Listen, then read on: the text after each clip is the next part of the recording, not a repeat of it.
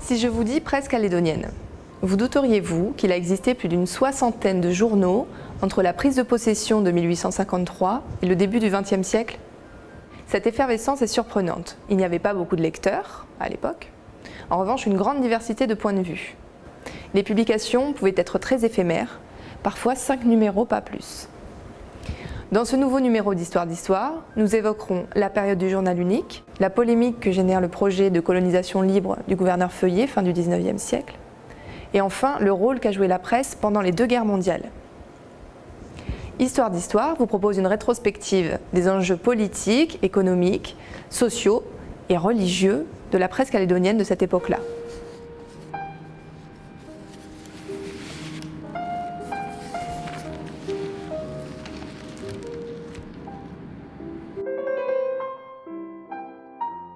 Après la prise de possession de la Nouvelle-Calédonie, la population non kanak est très petite et se trouve dans quelques endroits.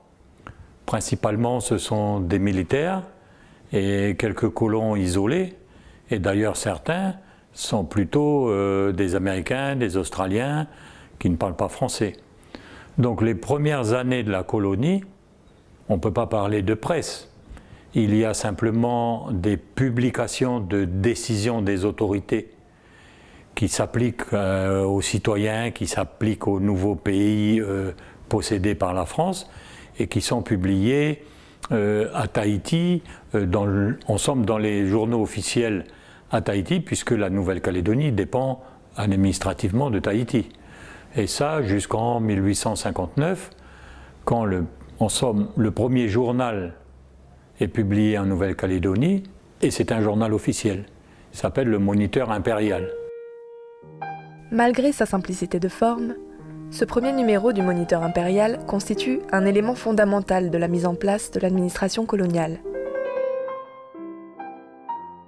Ce journal, finalement, avait deux aspects, c'est-à-dire une part de textes, disons, officiels et d'autre part d'informations concernant la Nouvelle-Calédonie de manière plus générale. Donc il y a un certain nombre d'articles qui sont quand même très intéressants, justement, sur les tout débuts de la colonisation en Nouvelle-Calédonie.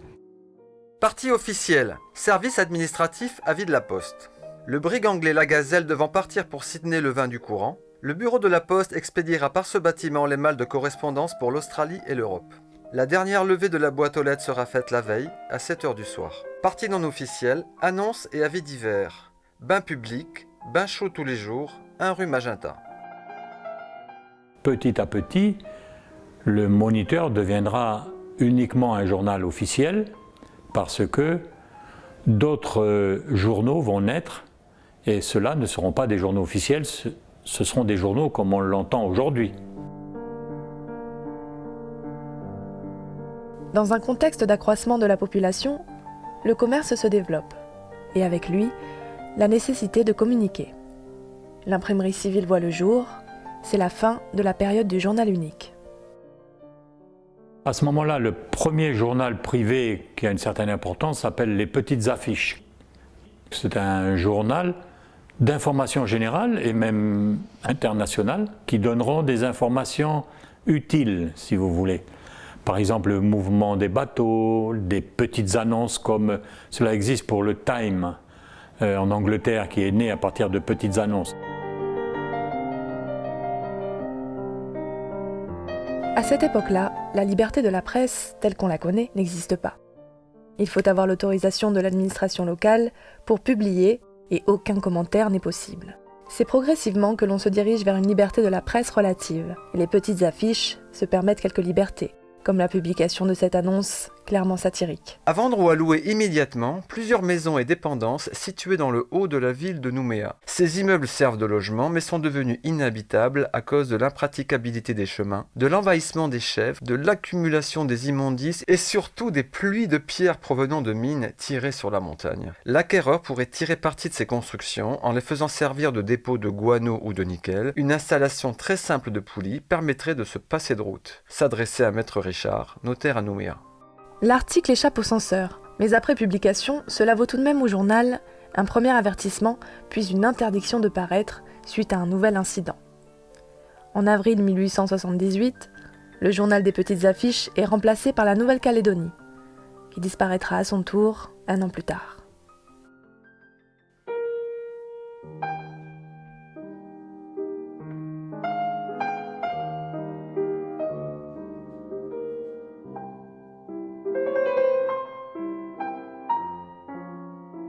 Les déportés de la commune qui étaient établis à l'île des Pins, ils étaient plus de 4000, avaient toute une organisation sociale, y compris une imprimerie et donc un journal.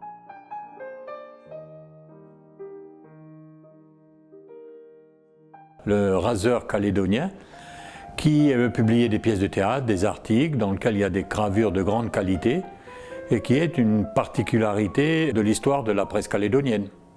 Du fait de leurs conditions de déportés, ils n'avaient d'autre choix que d'utiliser les allusions et la satire déguisée pour ne pas choquer l'administration pénitentiaire, ce qui rend le propos difficilement compréhensible pour le lecteur contemporain. 12 numéros du Raseur paraissent avant la fin du journal suite à une publication non autorisée. Elle est suivie de la parution des Veillées calédoniennes, qui est rédigée par la même équipe. De ce journal, seuls 5 numéros voient le jour. Eugène Moureau, rédacteur, voulant imprimer un pamphlet, donc autre chose que les Veillées calédoniennes, condamne le journal. Une lettre de l'aumônier de l'hôpital de l'île des Pins à l'évêque rend compte de cet incident. Monseigneur, voilà le pamphlet que Moureau se disposait à envoyer en France. La presse autographique marchait, et déjà on en avait tiré 13 exemplaires lorsque la police est survenue, a saisi les épreuves et confisqué la presse qui ne devait plus fonctionner. Moureau et l'artiste imprimeur sont au secret. Qu'en adviendra-t-il ? Plus on va se rapprocher des années 1880, notamment avec l'arrivée des communards, plutôt après l'amnistie finalement des communards, on va assister donc à la naissance d'une presse de plus en plus diversifiée et variée.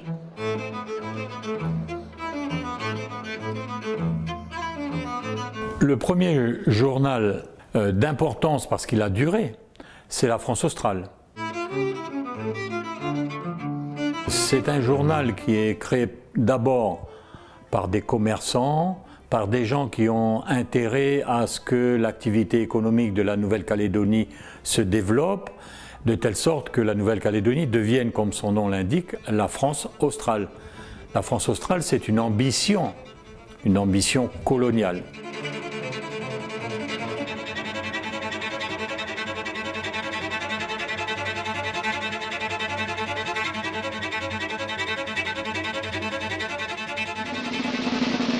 À côté de la France australe, il y a un autre journal original, un bi-hebdomadaire, qui s'appelle le Bulletin du commerce, et qui dure dans la même période, fin du 19e, jusque dans les années 60. Et c'est plutôt le journal, comme on dit, de la brousse. C'est un journal d'actualité générale, qui donne des informations détaillées sur la vie économique des agriculteurs. Et aussi avec quelques annonces et l'actualité internationale. Il est plus modeste dans son contenu, il a moins de pages, il paraît que 2 fois par semaine, puis après 1 fois par semaine. Et il est possédé par M. Legras, qui est un grand journaliste calédonien, qui a régné sur le Bulletin du commerce pendant plusieurs dizaines d'années, et en quelque sorte qui a exercé une influence sur l'opinion publique calédonienne, peut-être plus proprement calédonienne.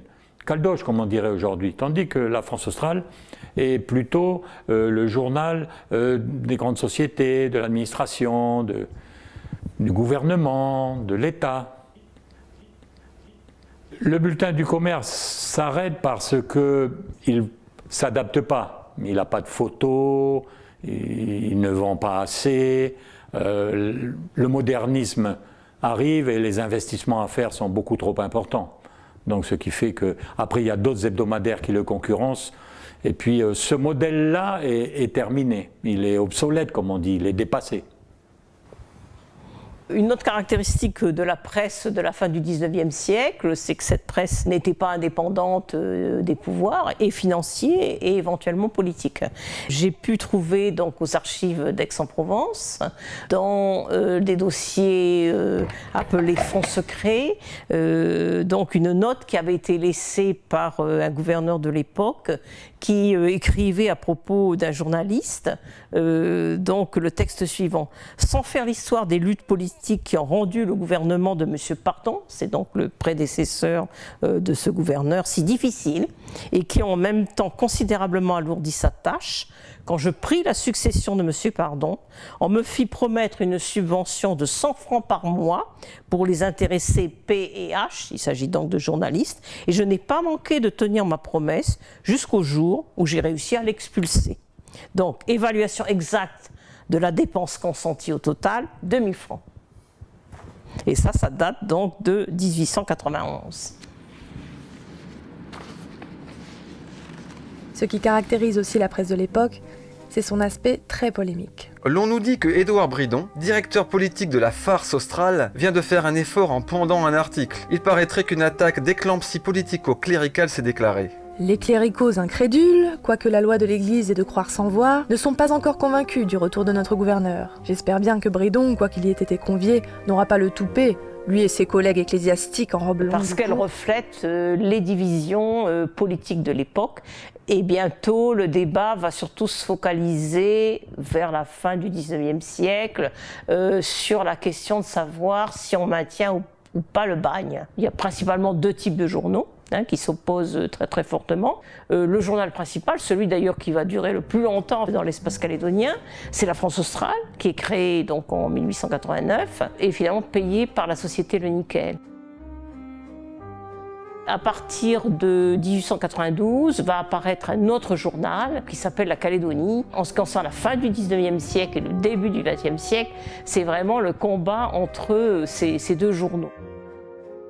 Assez vite, en fait, la société Le Nickel va prendre fait et cause contre la suppression du bagne, qui est promue par un gouverneur de l'époque qui s'appelait le gouverneur Feuillet. Ce gouverneur Feuillet, il arrive donc en 1894 en Nouvelle-Calédonie. Il arrive pour, selon son expression, fermer le robinet d'eau sale, c'est-à-dire fermer l'arrivée de bagnards en Nouvelle-Calédonie, enfin interrompre à terme l'arrivée de bagnards en Nouvelle-Calédonie, et avec un projet pour cette Nouvelle-Calédonie qui va consister à la peupler de petits colons libres qui viendront planter du café pour reproduire d'une certaine façon en Nouvelle-Calédonie ce qu'on appelle la France australe, en gros le modèle français de l'époque. Le fait que dans le cadre de ce projet est annoncé à terme la fin de l'arrivée des convois de bagnards, cela va les braquer complètement contre cela. La société Le Nickel bénéficie à ce moment-là de ce qu'on appelait des contrats de chair humaine, c'est-à-dire en fait de la main-d'œuvre pénale qui avait été mise à sa disposition pour justement travailler dans ces mines.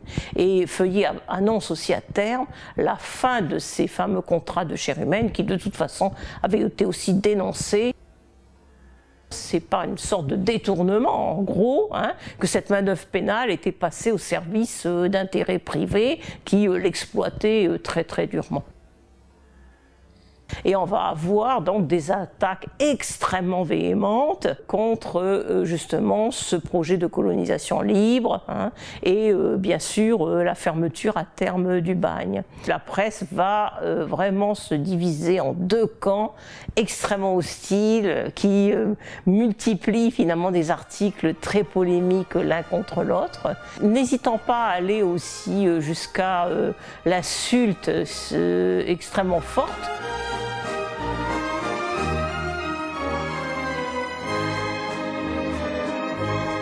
Certaines feuilles locales, ayant établi leur tremplin sur la personnalité du gouverneur Feuillet, insultent, injurient, commettent même des délations pour arriver à prouver que M. Feuillet est un administrateur extraordinaire. Nous croyons de notre devoir de porter à la connaissance des quelques acheteurs et des rares abonnés qui restent encore à la France australe que les dépêches et les nouvelles qu'elle publie sont celles qui sont parues la veille dans la Calédonie. Les ennemis de la colonisation, tel est le mot qui revient à chaque instant dans les discours et les entretiens de M. le gouverneur Feuillet. Tel est aussi le mot que reproduisent à l'envi les journaux du clan feuilletiste. Être l'ennemi de la colonisation, en effet, c'est être Eh criminel. bien, n'est-il pas déplorable de voir l'esprit de parti essayer, en vain fort heureusement, de l'arrêter dans cette voie, si nous sommes assez sots pour perdre notre temps en querelles intestines? En réalité, M. Bernheim, dont l'état d'esprit est facile à comprendre, s'avança sur M. Audrin, qui leva sa canne. Sur cette menace, M. Bernheim lui saisit sa canne et une lutte s'engagea dans laquelle M. Audrin eut le dessous. Lâche agression. Monsieur Audrin a été assailli à l'improviste et par derrière, affirme-t-on, par Monsieur Bernheim. Monsieur Audrin, après s'être vigoureusement défendu, est allé déposer une plainte au parquet. Lucien Bernheim, qui est le fondateur donc de la bibliothèque Bernheim, était un grand ami du gouverneur Feuillet. Et il était d'origine juive. En plus, c'était le grand adversaire de la société Le Nickel. C'était un puissant industriel. Ça représentait vraiment un concurrent de taille pour la société Le Nickel qui souhaitait à terme en finir avec lui. Et donc, dans la France australe, Lucien Bernheim était régulièrement traité de youpin, par exemple, ce qui ne serait plus toléré de nos jours. Le gouverneur Feuillet lui-même était en permanence traité de satrape et autres termes extrêmement véhéments, si ce n'est violents. Se rajoute à cela une autre dimension politique, qui est un peu la dimension politique de l'époque, où le clivage, notamment en France, qui est reproduit en Nouvelle-Calédonie, c'est un clivage entre, d'une part, ceux qu'on appelle les cléricaux, ceux qui soutiennent en gros l'Église, et les anticléricaux, ceux qui lui sont profondément hostiles.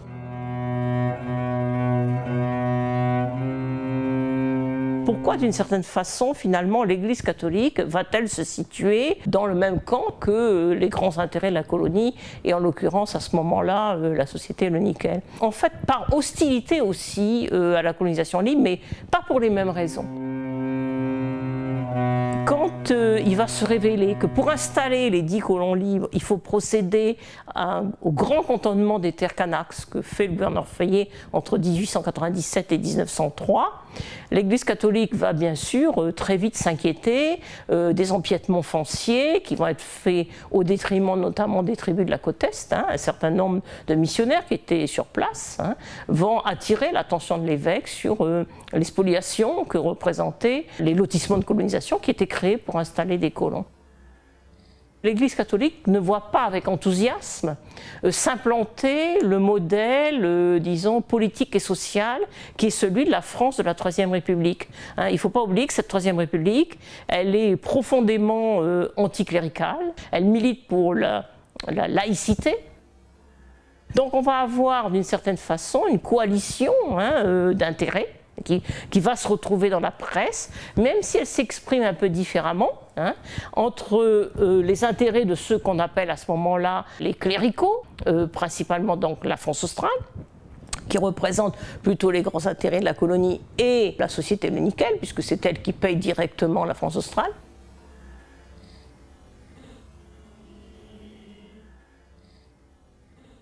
Et à côté de ça, on a le journal de la mission qui s'appelle L'Écho de la France catholique, qui critique aussi finalement cette politique de colonisation libre.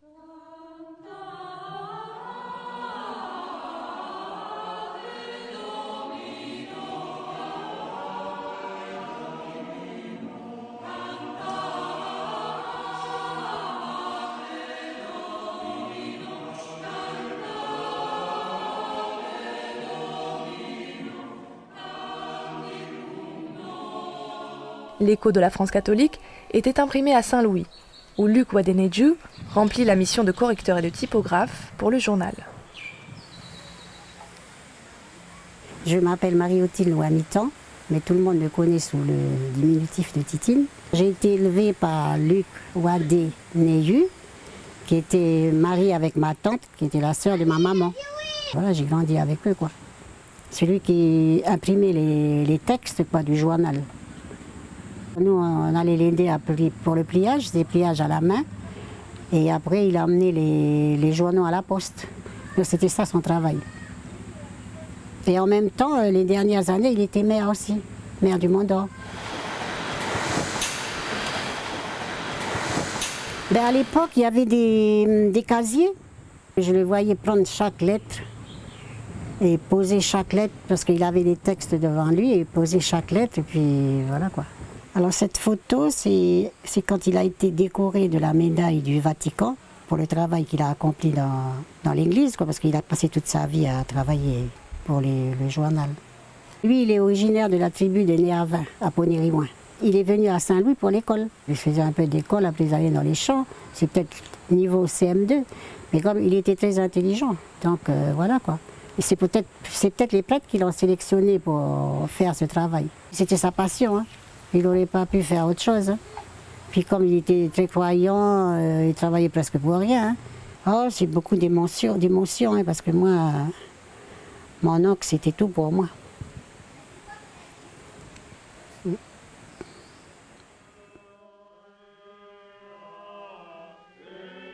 Il y a eu des journaux en langue kanak.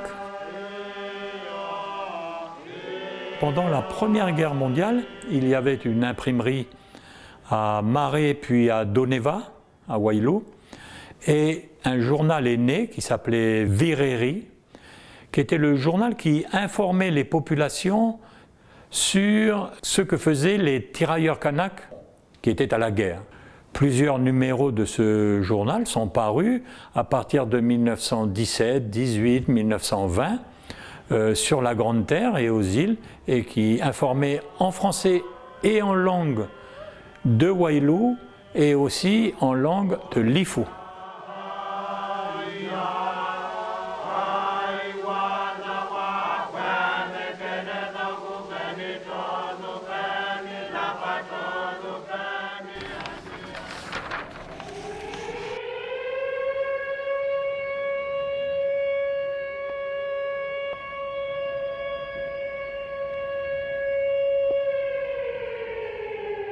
Pendant les deux guerres mondiales, les journaux jouent un rôle très très important, naturellement, parce que l'ensemble des Calédoniens sont préoccupés par ce qui se passe en Europe et partout dans le monde, parce que des Calédoniens sont sur les champs de bataille. Donc l'information circule par la presse, Bulletin du commerce, France Australe et d'autres journaux de moindre importance.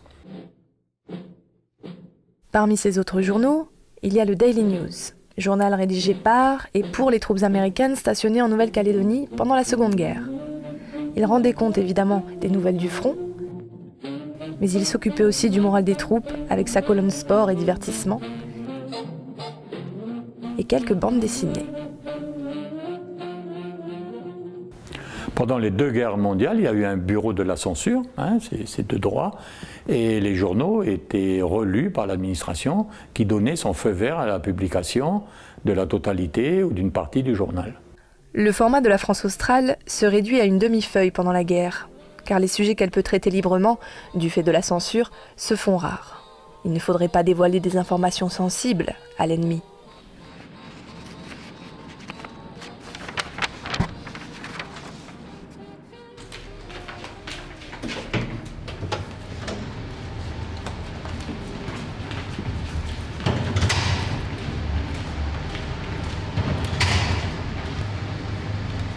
Je suis Ingrid Waneux, née Uchao.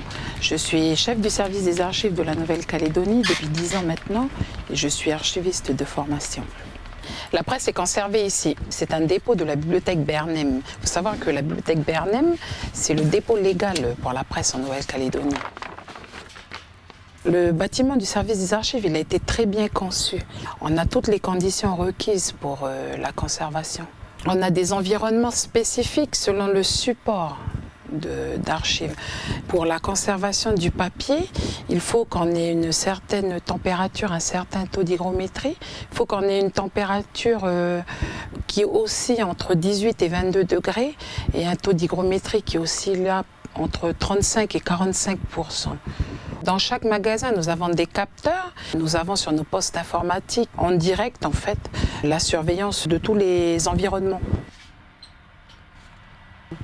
À l'époque, on n'avait pas la couverture médiatique qu'on a actuellement. La quasi-totalité des informations étaient reportées dans la presse, quelle qu'elle soit, nationale, locale, régionale. On a après différentes formes de presse, la presse politique, religieuse, voilà. Du coup, on a toutes ces formes-là et on les retrouve ici dans le dépôt de la bibliothèque Bernheim qui est coté en 7J.